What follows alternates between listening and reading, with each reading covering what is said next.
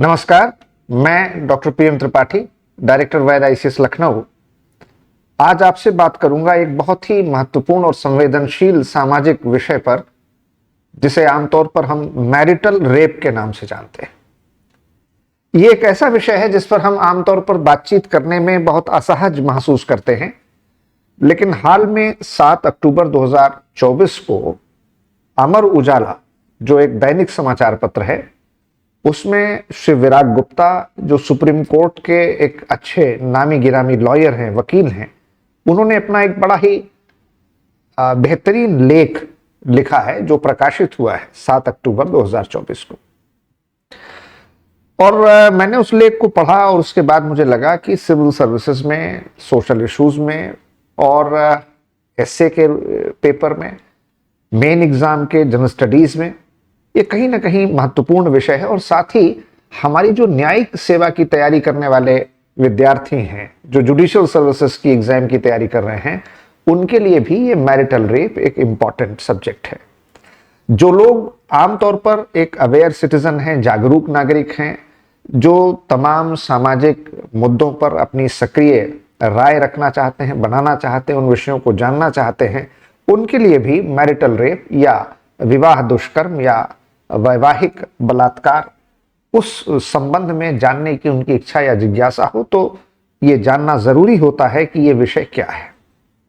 जैसा कि आप जानते हैं कि मैरिटल रेप का अर्थ है एक स्त्री पुरुष जो शादीशुदा हैं, उनके बीच में अगर शारीरिक संबंध जबरदस्ती बनाया जाता है, पति द्वारा अपने पत्नी के साथ किसी प्रकार जबरदस्ती शारीरिक संबंध बनाया जाता है, तो उसको मैरिटल रेप कहते हैं। अभी तक ये अपराध की श्रेणी में नहीं है और ये मांग हो रही है कि मैरिटल रेप को अपराध का दर्जा दिया जाए और rape is a rape whether it is done in a marital relationship और आउट ऑफ मैरिटल रिलेशनशिप। यानी कि जिस प्रकार का ये दुष्कर्म जैसा, बलात्कार जैसा विभत्स अपराध है, ये अपराध ही मानना चाहिए, चाहे फिर यह विवाहित जोड़ों के बीच में हो, स्त्री या पुरुष जो विवाह कर चुके हैं। अगर पति भी अपने पत्नी के साथ किसी प्रकार की जोर जबरदस्ती करता है, उसके साथ दुष्कर्म या बलात्कार करने का प्रयास करता है, अपने ताकत या प्रभाव या दबाव के बल पर उसके साथ शारीरिक संबंध बनाता है, तो उसको भी अपराध की श्रेणी में बलात्कार की संज्ञा के समान ही मानना चाहिए। अब ये बड़ा ही संवेदनशील मुद्दा है, ये इतना आसान विषय नहीं, क्योंकि पति पत्नी का रिश्ता बहुत विश्वास, बहुत नजदीकी और बहुत ही भरोसे का रिश्ता होता है। और किसी के बेडरूम में जहां पति पत्नी के बीच इस तरह के रिश्ते बनते हैं, वहां कोई दूसरा व्यक्ति नहीं होता, कोई सीसीटीवी कैमरा नहीं होता। और इसलिए ये अपराध शास्त्र का, ये क्रिमिनल लॉ का एक बहुत बड़ा और पहला सिद्धांत है कि अगर कोई पत्नी अपने पति पर जबरदस्ती दुष्कर्म करने का आरोप लगाती है, तो उसका सबूत कहां से आएगा? क्या एकमात्र पत्नी के बयान को पति के विरुद्ध साक्ष्य मान लिया जाए, सबूत मान लिया जाए? क्या किसी व्यक्ति जो कि पत्नी है अपने पति पर अगर इस तरीके का आरोप लगाती है, तो उसे ही एकमात्र सच मान लिया जाए? यह तो अपराध शास्त्र के बुनियादी सिद्धांत के विपरीत है। दूसरी बात यह है कि अगर पति पत्नी के बीच किसी बात को लेकर झगड़ा होता है, लड़ाई होती है, मनमुटाव होता है, आपस में तकरार होती है, कुछ रिश्ते खराब हो जाते हैं, और उन तलखियों की वजह से बाद में पत्नी कभी ये आरोप लगा दे कि पति ने मेरे साथ इस तरीके से दुष्कर्म किया, जबरदस्ती शारीरिक संबंध बनाने की कोशिश की, तो क्या पति को सजा हो जानी चाहिए? इस तरह तो जो हमारे देश में विवाह नामक संस्था है, ये खत्म हो जाएगी। और जिस तरह से दहेज कानूनों का दुरुपयोग हमने देखा, जिस तरीके से ऐसे बहुत सारे कानून जिसमें कि दुरुपयोग के मामले देखे गए, एक नया कानून बन जाएगा जो कि मैरिटल रेप को भी अगर अपराध घोषित कर देगा, तो फिर ऐसे झूठे मुकदमों की बहुत लंबी फहरिस्त तैयार हो सकती है, बाढ़ सी आ सकती है, फैमिली इंस्टीट्यूशन को खतरा हो सकता है। अब एक बात यह है कि मैरिटल रेप को अपराध का दर्जा देने वालों के 3 बड़े तर्क हैं। पहला कि नेशनल फैमिली हेल्थ सर्वे में यह कहा गया कि 29% महिलाओं का यह मानना है कि वे पारिवारिक हिंसा और यौन उत्पीड़न का शिकार होती हैं। दूसरा, वैवाहिक संबंधों में होने के बावजूद उनके साथ शारीरिक रूप से जबरदस्ती संबंध बनाने की कोशिश की जाती है, उनकी इच्छा का कोई सम्मान नहीं रखा जाता, उनकी मर्जी का कोई ख्याल नहीं रखा जाता।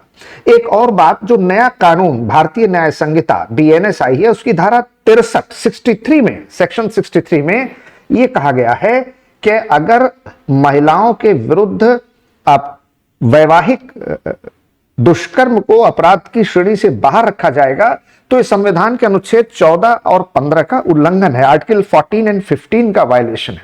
आर्टिकल 14 कहता है विधि के समक्ष समानता, इक्वालिटी बिफोर लॉ, और आर्टिकल 15 कहता है कि राज्य, धर्म, जाति, लिंग इत्यादि के आधार पर भेदभाव नहीं कर सकता।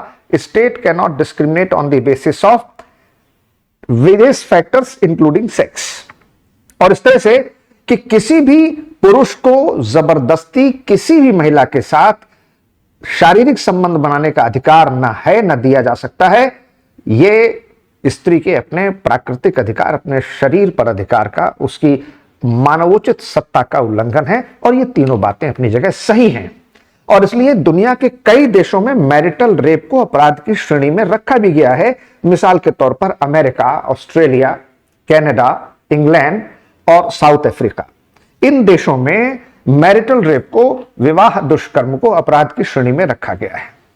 अब जो लोग इसका विरोध करते हैं उनका यह कहना है कि शारीरिक हिंसा या पारिवारिक उत्पीड़न, घरेलू हिंसा, इनके लिए पहले से ही अलग से कानून है। और इस तरह से अगर किसी भी महिला के साथ जो वो शारीरिक संबंधों में, अगर उसकी जबरदस्ती पति रिश्ते बनाने की कोशिश करता है, अगर उसके साथ घरेलू हिंसा होती है, अगर उसका शारीरिक या मानसिक उत्पीड़न होता है, तो उसके लिए पहले से ही 2005 में कानून में घरेलू हिंसा कानून के रूप में मौजूद है, सारे संरक्षण मौजूद हैं, सारे प्रावधान मौजूद हैं।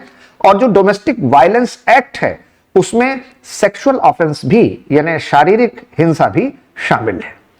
और दूसरी बात यह है कि जो दहेज उत्पीड़न का मामला है, जिसमें कि हमने देखा कि आईपीसी की धारा 498A, भारतीय दंड संहिता जो पहले वाली थी, उसके धारा 498A में, 498A में इस तरीके के बहुत सारे मामले देखे गए जिसमें कि झूठा दहेज मांगने का आरोप लगा करके परिवार नष्ट भ्रष्ट हो गए। और एक अच्छा खासा परिवार जो बच सकता था, जो आगे बढ़ सकता था, चल सकता था, लेकिन आपसी रंजिश, मनमुटाव और दुश्मनी का शिकार हो गया। परिवार टूटे, पति पत्नी के रिश्ते खत्म हुए और समाज में एक दूसरे के प्रति, एक दूसरे परिवार के प्रति विद्वेष बढ़ा, नाराजगी बढ़ी। और इसलिए क्या मैरिटल रेप को भी अपराध की श्रेणी में रखा जाना चाहिए या नहीं रखा जाना चाहिए, इसके लिए अगर आप संविधान देखें तो संविधान में शादी, विवाह, मैरिज, ये समवर्ती सूची का विषय है। It is a matter of concurrent list. और इसमें कोई भी कानून अगर संघ सरकार बनाती है तो राज्य सरकारों को भी यह अधिकार है कि वो अपने अपने राज्य में इसके ऊपर कानून बना सकते हैं। और इस मामले में संघ सरकार ने सभी राज्यों से विचार विमर्श भी किया, परामर्श मांगा, जिसमें से 19 राज्यों ने देश के अपना विरोध में मत प्रकट किया। वो नहीं चाहते थे कि विवाहिक दुष्कर्म को या मैरिटल रेप को अपराध की श्रेणी में रखा जाए, लेकिन 3 राज्य ऐसे भी थे जिन्होंने इसका समर्थन किया और बाकी 6 राज्यों ने अपनी अस्पष्ट राय दी। बहुत स्पष्ट रूप से उन्होंने इसके समर्थन या विरोध में कुछ भी नहीं कहा।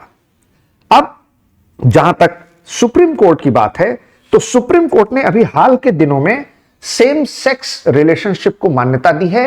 और जो होमोसेक्सुअलिटी का क्लॉज था, समलैंगिकता का, जिसको पहले दंडनीय अपराध की श्रेणी में भारतीय दंड संहिता की धारा 377 में under section 377 Indian penal code, जहां इसको पहले एक पनिशेबल ऑफेंस, दंडनीय अपराध की श्रेणी में रखा गया था, उससे बाहर कर दिया गया है। तो सवाल यह उठता है कि अगर कोई व्यक्ति जो समलैंगिक संबंधों में है या लिव इन रिलेशनशिप में है, यानी कि ऐसे जोड़े, ऐसे स्त्री और पुरुष, ऐसे लड़के और लड़कियां जिन्होंने शादी तो नहीं की है लेकिन शादीशुदा संबंधों की तरह वो रह रहे हैं, पति पत्नी की तरह रह रहे हैं। अब आप कल्पना करें कि अगर किसी वजह से बाद में इन लिव इन रिलेशनशिप में रहने वाले स्त्री और पुरुष, लड़के या लड़की के बीच शादी नहीं हो पाती किन्हीं भी वजहों से, तो बाद में वो लड़की अगर अपने उस पुरुष मित्र के विरुद्ध यौन उत्पीड़न या दुष्कर्म या बलात्कार का आरोप लगा दे तो क्या उसको अपराध माना जाना चाहिए?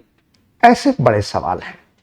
अब एक सवाल और भी है कि हमारे देश में जैसे जैसे खुलापन बढ़ रहा है, लड़के लड़कियां एक दूसरे के करीब आ रहे हैं, ऐसे बहुत सारे किशोर हैं जो कि युवावस्था के पहले की आयु में ही, just before the attain the youth, वो जो एज युवावस्था की ग्रहण करने वाले होते हैं उसके पहले ही आपस में उनके शारीरिक संबंध बन सकते हैं, बन जाते हैं। ये बहुत स्वाभाविक सी बात है। हाई स्कूल इंटर तक के बच्चे अभी जो 21 ईयर्स के एज के नहीं हुए हैं, उससे कम की उम्र के हैं, 14, 15, 16, 17, 18, 19 साल के हैं, अगर वो आपस में रिश्ते बना लेते हैं तो क्या उनको भी अपराध की श्रेणी में रखना चाहिए? ये एक बड़ा विषय है और इसलिए इस पर बहुत सोच समझकर कानून बनाने की जरूरत है। और जहां तक लगता है कि भारत जिस तरीके का समाज है, हमारे परिवार की संस्था का जो महत्व है, जो हमारे सामाजिक रिश्ते हैं, उसमें अभी भारत में मैरिटल रेप को अपराध, दंडनीय अपराध की श्रेणी में रखने का समय नहीं आया है। आपकी क्या राय है? अपना कमेंट सेक्शन में जवाब जरूर लिखें और मेरी क्या राय है मैं भी आपको इसके बारे में विस्तार से अगले वीडियो में बताऊंगा, ताकि हम लोग जानें और समझें कि क्या marital rape should be declared as a punishable offence, क्या विवाह दुष्कर्म को अपराध की श्रेणी में रखा जाए?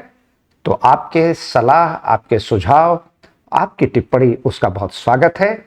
अगर आपको वीडियो पसंद आया है तो इसको जरूर सब्सक्राइब कीजिए, लाइक कीजिए, शेयर कीजिए और देखते रहिए वैद ICS लखनऊ। धन्यवाद।